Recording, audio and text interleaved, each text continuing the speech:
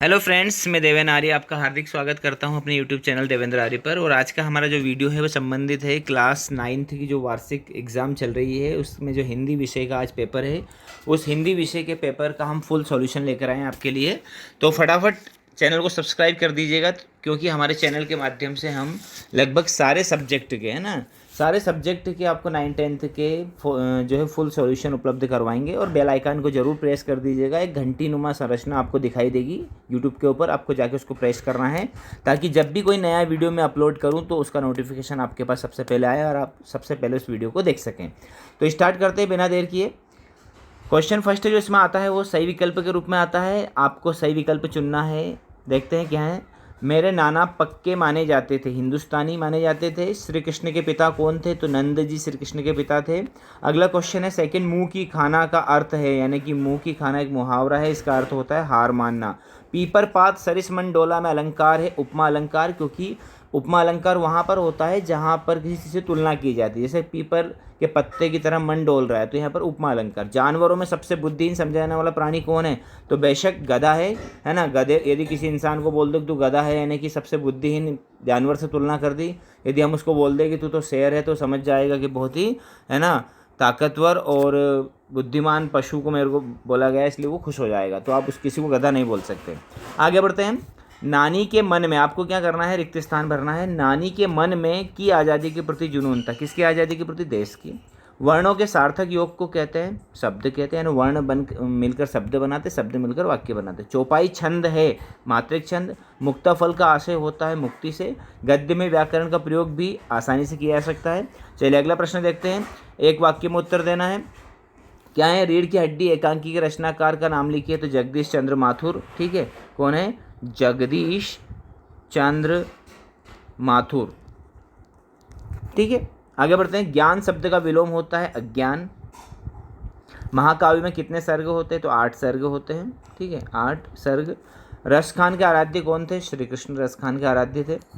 हिंदी साहित्य में उपन्यास सम्राट किसे कहते हैं? तो प्रेमचंद। ठीक है, मुंशी प्रेमचंद जी को हिंदी साहित्य में उपन्यास सम्राट कहा जाता है। आगे बढ़ते हैं। सही जोड़ी देखते हैं। सही जोड़ी आपको मिलाना है। यहाँ पर कन्फ्यूजन पैदा होती है आजकल। सही जोड़ी में इधर 5 दे दी है और इधर 6 दे दी है। ठीक है, तो हमको मिलाना है। तो लेखिका कौन है? मृदुला गर्ग।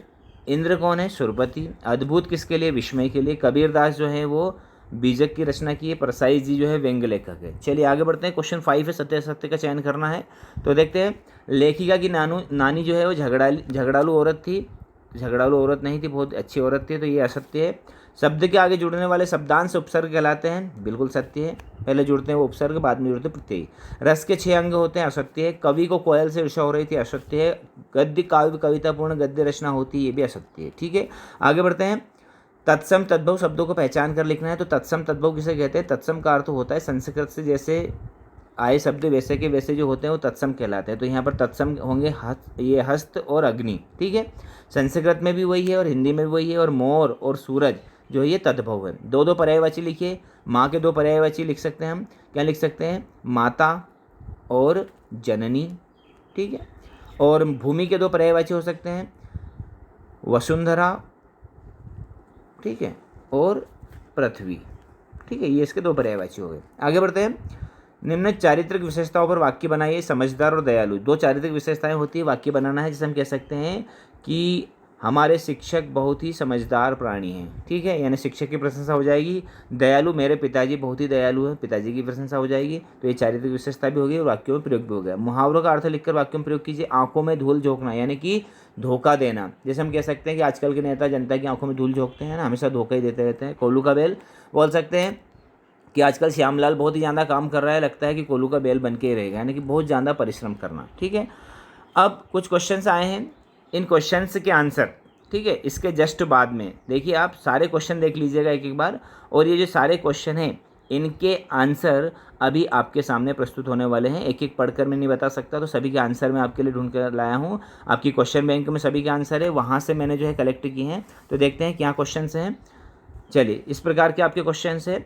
हथकड़ियों को गहना क्यों कहा गया है? तो कवि के लिए लोहे की हथकड़ियाँ गहनों के समान है। कवि अंग्रेज सरकार द्वारा अपनाई गई उन बेड़ियों को बंधन नहीं समझता, क्योंकि उन्होंने किसी गलत कार्य के लिए बेड़ियाँ नहीं पहनी है। ये उनके लिए गौरव की बात है, इसलिए कवि ने हथकड़ियों को गहना कहा है। ठीक है, अगला क्वेश्चन है, कवि को कोयल से ईर्ष्या क्यों हो रही है? तो कवि को कोयल से ईर्ष्या का मुख्य कारण उसकी स्वच्छंदता है। वह खुले आकाश में स्वतंत्रता से उड़ भर रही है। कवि जेल की 10 फुट वाली काल कोठरी में बंद है। कोयल गाकर अपने आनंद को प्रकट कर सकती है, पर कवि के लिए तो रोना भी बड़ा गुनाह है, क्योंकि उसके लिए उसे दंड भी मिल सकता है। कबीर ने ईश्वर को सब श्वासों की श्वास क्यों कहा है? तो सभी जीवों की रचना ईश्वर के द्वारा की गई है, अतः ईश्वर का वास हर प्राणी की सांस में है, अर्थात ईश्वर संसार के कण कण में समाया, इसलिए कबीर ने ईश्वर को सब श्वासों की श्वास कहा है।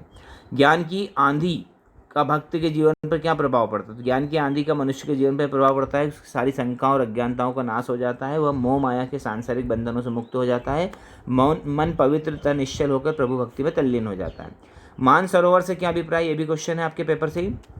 मानसरोवर से कवि का अभिप्राय है मन रूपी पवित्र सरोवर, जिसमें स्वच्छ विचारधारा रूपी जल भरा है तथा हंस रूपी जीवात्मा प्रभु भक्ति में लीन होकर मुक्ति रूपी मुक्ता फल चुकती है, अर्थात आत्मा इस सांसारिक मोह माया के चक्कर में न पड़कर ईश्वरी शरण में जाना चाहती है। लॉरेंस की पत्नी फ्रीडा ने ऐसा क्यों कहा होगा कि मेरी छत पर बैठने वाली गोरिया? लॉरेंस के बारे में ढेर सारी बातें जानती है।